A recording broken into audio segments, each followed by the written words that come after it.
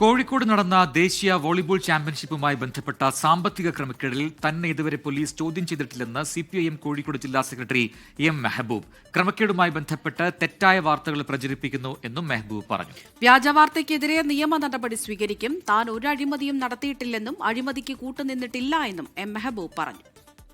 ദേശീയ വോളിബോൾ ചാമ്പ്യൻഷിപ്പുമായി ബന്ധപ്പെട്ട് രാഷ്ട്രീയ പ്രേരിതമായി 2026 ജൂൺ 4 നടക്കാവ് പോലീസ് രജിസ്റ്റർ ചെയ്ത കേസിൽ ഈ സമയം വരെ എന്നെ ചോദ്യം ചെയ്യുകയോ പോലീസ് വിളിപ്പിക്കുകയോ ചെയ്തിട്ടില്ല. തികച്ചും തെറ്റായ വാർത്തകളാണ് മാധ്യമങ്ങൾ നൽകിക്കൊണ്ടിരിക്കുന്നത്.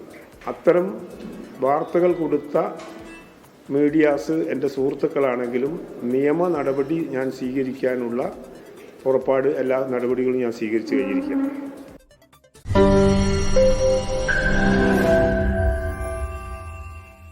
ലോകത്തെവിടെയായാലും ഏത് സമയത്തും 24 വാർത്തകളും ഓഗ്മെന്റഡ് റിയാലിറ്റി പാക്കേജുകളും എക്സ്പ്ലെയിനറുകളും വിശദമായി കാണാൻ ഞങ്ങളുടെ യൂട്യൂബ് ചാനൽ നിങ്ങൾക്ക് സബ്സ്ക്രൈബ് ചെയ്യാം.